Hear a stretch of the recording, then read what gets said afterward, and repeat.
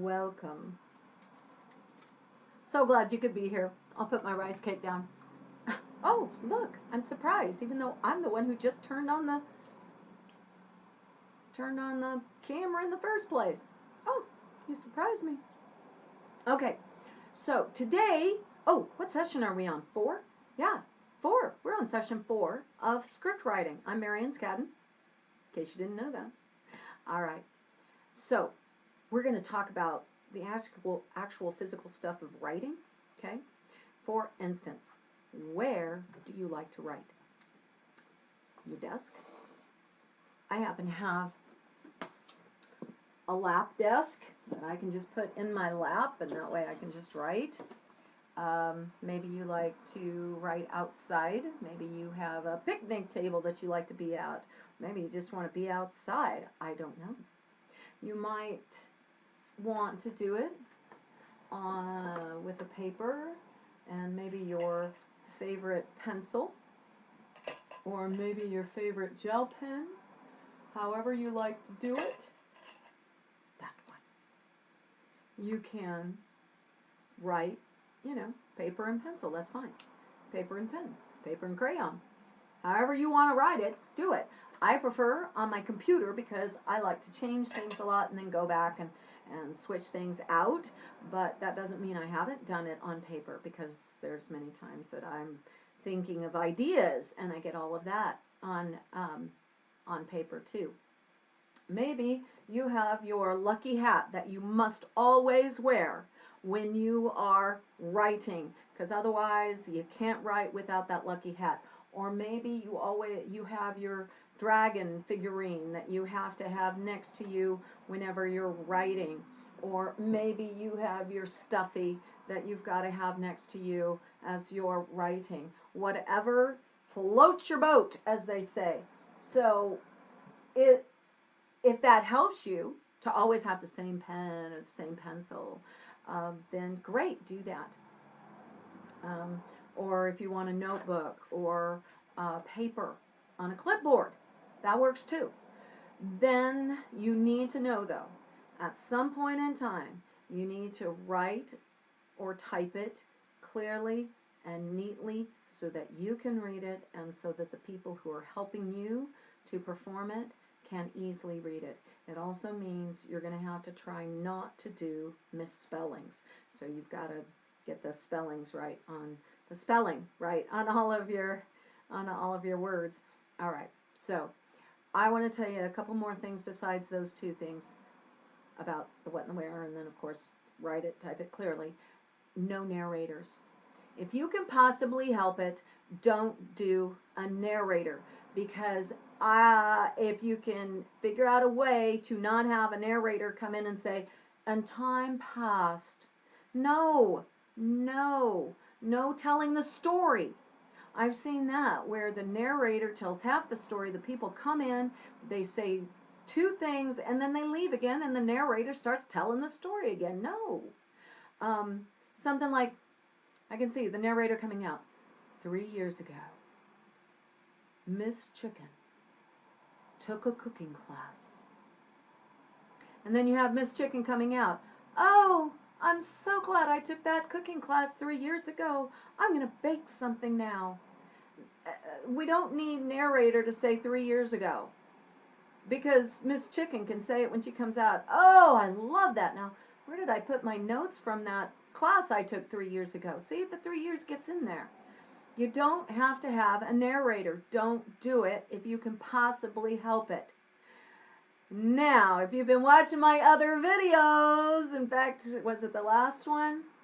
I think I mentioned that I had narrators. Well, let me tell you, yes, narrators, as long as they are part of the story, not just there to, "I will now tell you a tale, and I'll talk and blather on, and I'm going to say almost everything. Oh, now I'll wait while the one actor comes out and says, 'Golly gee whiz, Marge.'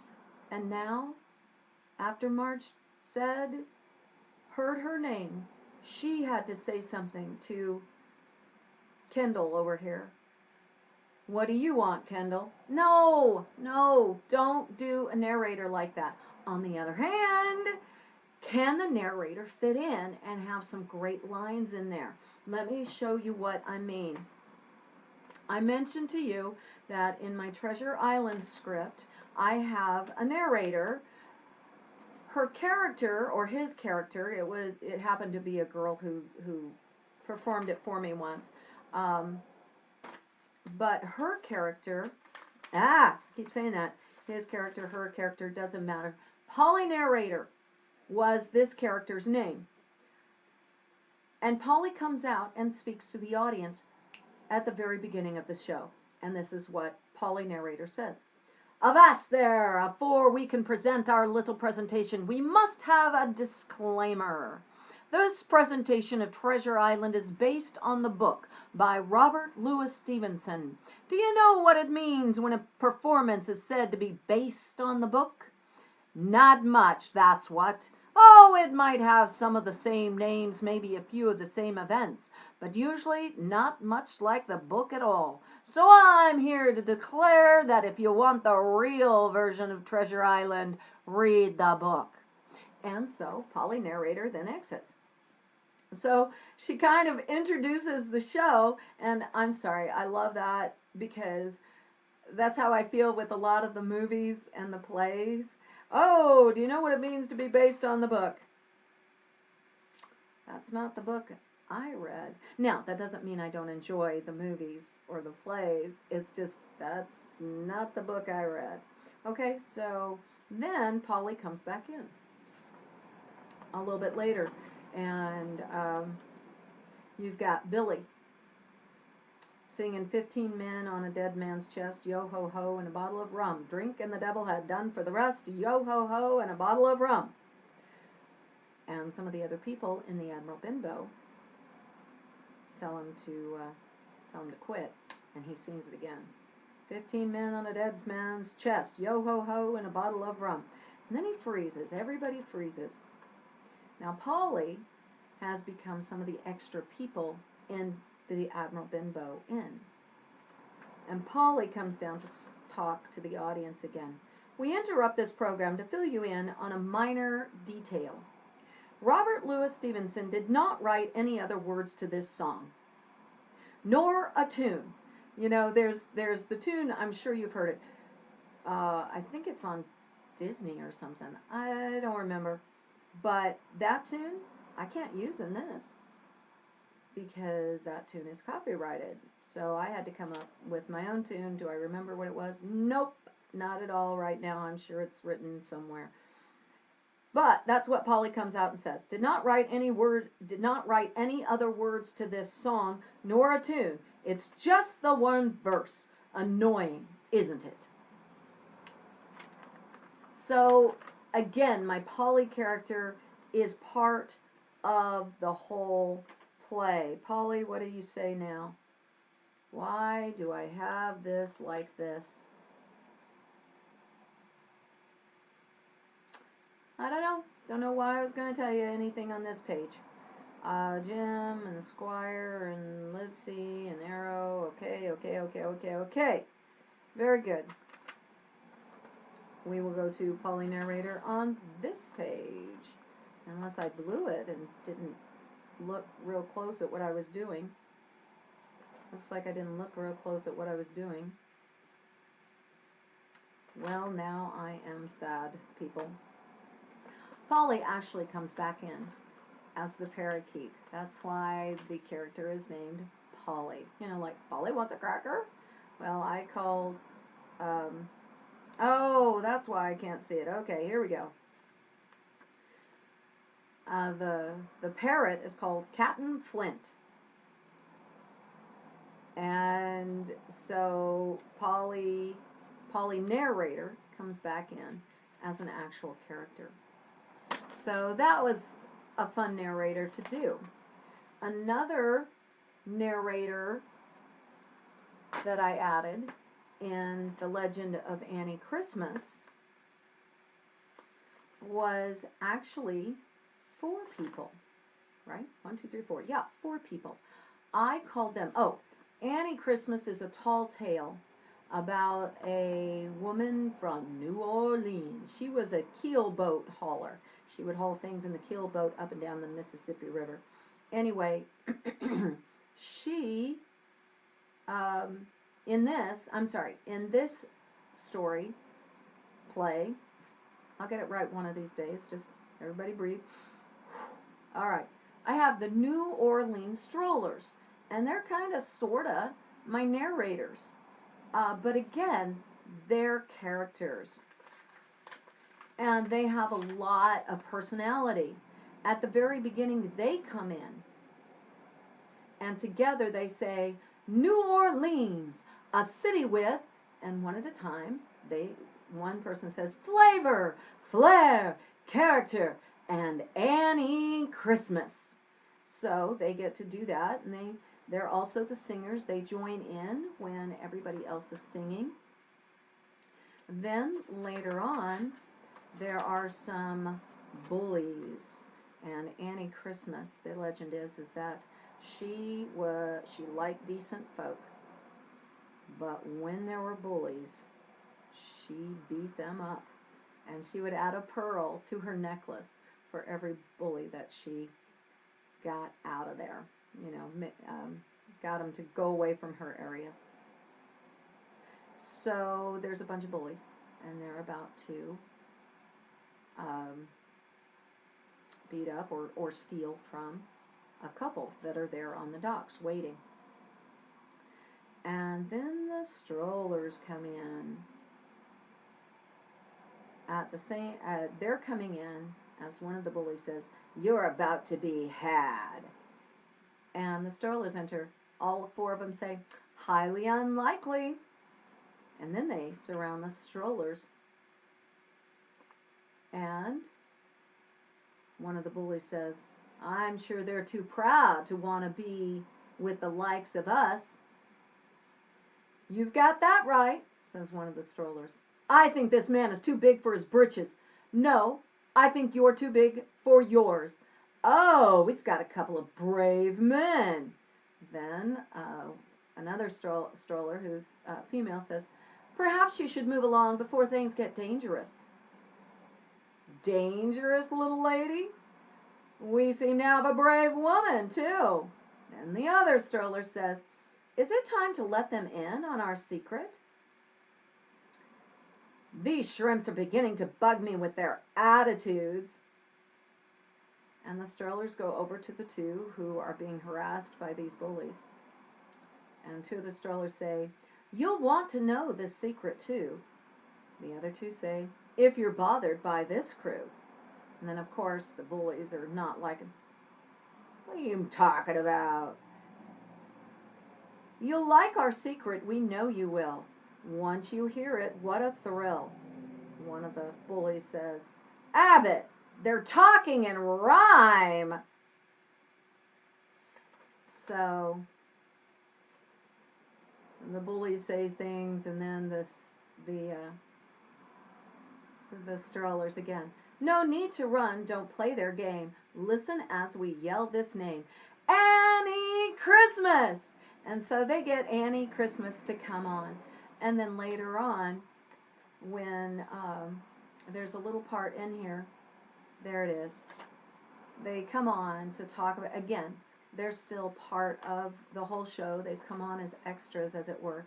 And then they come in and talk about the Mississippi River. "Ah, the Mississippi River, father of waters, over 2,000 miles long, in some areas almost 4 miles wide. And Annie is here." So it's just really cool to be able to add those little touches about the Mississippi River with a narrator, but in a fun way. So no, don't do a narrator just to do a narrator. Oh, and time passes. But if you want to do a narrator who's actually part of the show and has a great fun with it, and can be part of it, not just as the narrator, but as some of the extra people in the extras in the other scenes, then great. All right. Now, I need to talk about storyline. You need a beginning, you need a middle, and you need an end. And of course that's like, well, no duh. Well, here's the deal. That middle part, that is the problem. You have to have a problem or an obstacle. In the first part, you introduce some of your characters, like what I did with Annie Christmas, and Treasure Island. I don't even know what I did there. Okay, so at that point, things are happening, and as things are happening, you get introduced to some of the characters in the play. It may be a little bit later that some of the other characters come into play. Like in Treasure Island, Long John Silver doesn't come right away. The pirates are on pretty quick. Okay, so that's your beginning. Kind of an introduce, set up the scene. But through action. They shouldn't just be sitting like I'm sitting doing nothing except talking, okay? They need to be doing something. In Treasure Island, Jim is coming in and he's trying to clean up real fast. And then his mom is finishing up and going, okay, let's open the Admiral Bimbo, and then people come in. And then the middle is the build-up to the problem. So in Treasure Island, there's the pirates who are coming in. We've got that problem going on, and Jim Hawkins manages to get the map and get out of there with it. And then it's a trip to the island, and there's no treasure, and oh my goodness, what are we going to do? Anyway, and then the end is the wrap-up. The problem is solved. Try to do it so that your main character is the one solving that problem. Or coming up with a solution and having other people help to solve that problem. Sometimes you might want to outline it, and let me show you what I've got here.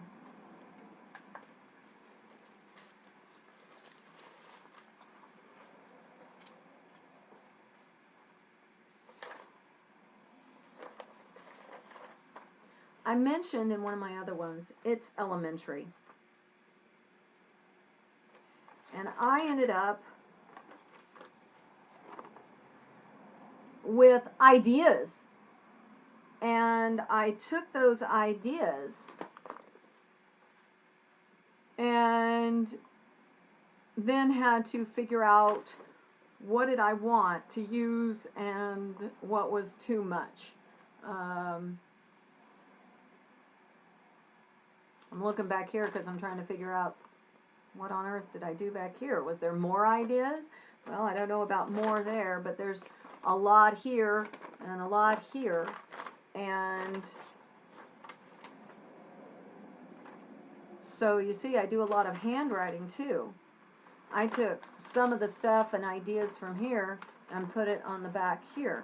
And then we were actually at a restaurant, and I took my notes in with me and made my husband sit through this and help me with it. And he came up with, he was saying, oh, you could do this, you could do that. And it's like, yeah, I could, all right. So I even have, and this was one of the fun things is about this one, is with It's Elementary. It was a mystery, right? A mini musical as well. And I was trying to name my characters. What do I name my characters? So I went to books of detectives in books. For instance, you might know Leroy Encyclopedia Brown. Or I actually ended up circling the ones that I used. I have my Encyclopedia Brown. His name was the character's name, and it didn't have to be a girl or a boy on this one. I named my character Brainy Brune. And then Nancy Drew in my book became Nanette Draw. And then we had Frank and Joe Hardy from the Hardy Boys. And I had Franklin Party and Joseph Party. Anyway, you know, sometimes sometimes names, even names, you get inspired by some of it, and sometimes sometimes it takes a long time to get all of this down. I mean, look at all of this. First of all, I had to figure it out, and I typed it up for myself, and then I had to figure out, but which one, and what do I name them? And then I had, there was one book that was Ruby Redford, and I ended up calling her Ruby Rosehedge. And oh, you guys remember the 1010, or do you? The Adventures of 1010 was a movie, but it was a French comic book, and he was actually a journalist, but he would always solve mysteries. And so I have one kid whose name is Foyle in there. So instead of 10, he's Foyle. I ended up with Carly Can from the detective Charlie Chan, and I ended up with De French was one character's name after Inspector Clouseau, and Poirot from some Agatha Christie books. Okay. Anyway, you get it. And I just had, okay, where do I want songs? There has to be a song about I'm a detective, and that got in there. And there's all my writing all over. Now, why on earth am I showing you all the writing? First of all, I started with, you need to outline, and that's what I did. I took my ideas and went, okay, this fits into this is the beginning, where do I want the middle, what do I want to have happen, where do I want them to come from, and how are they going to get the clues, and then how do we wrap it all up, and so that's how that goes. Now, you know, trying to think of the crime, I did not want a murder. It needed to be something else, a stolen thing, and so that's what that happened. But I ended up with all of my different notes that I had, and here is the second thing I want to tell you. We went through the outline, right? Well, here's the deal. Keep your notes. As you write, you need to keep your different versions. When I write, I keep my different versions of it on computer. Make sure you have a file or a notebook. Like with my, if I can get this in here, I won't bother. With my pages, I put it in a sheet protector, and then I put it in a notebook. Okay? So that's one thing you guys can do. If you are doing it on a computer, keep it in your writing file or your scripts file. My writing file is very big. I have scripts. And in the scripts, I have a file for murder mysteries. I have a file for children to perform, children to see, monologues, my radio scripts. I mean, yeah. I'd hate to be the person who had to go look for something. I usually can find my stuff, but on my computer. But if I ever had to tell somebody, hey, go find this on my computer, I would feel sorry for them. So keep your stuff. Keep it. Keep your writing and your notes. You might be able to go back to that. As I change things on my scripts, there will be times that it's like, I am changing this too much. I'm going to save this as version 2 or version 3 or version 4 or something like that. Okay, guys. It is so time to be off. But here's your writing practice. I want you to make a 3-person short. So this is a little script with 3 people in it. And I'm going to give you some words. You can choose 1 or 2 or all 3. And it figures I don't have my stuff near me. So my husband, on the other hand, is near me. Hey, you! Give me a noun. No, give me a setting. You, Chris, give me a setting. The Eiffel Tower. Eiffel Tower, that's word 1. Use it or don't use it, as you wish. Give me a person. A French butler. A French butler. Would you stop doing them all in France? Sorry. Don't. Yeah. Give me somebody else. Somebody who does something. Race car driver. Race car driver. Okay, that's your second word. Well, those are two words together. Okay. Now give me an object. Don't make it have anything to do with anything else. No. An acorn. Acorn. Okay, so those are your 3 writing prompts. Eiffel Tower, race car driver, acorn. Use 1, use 2, use all 3. Use none. If you have something that has inspired you today and you're going, oh my goodness, I am so going to write that. Write that. The one that you really want to write, write. If you can't think of something, then you write from the prompts that I just gave you. And most importantly, go have fun. Don't forget, put your rear in the chair. All right, talk to you later.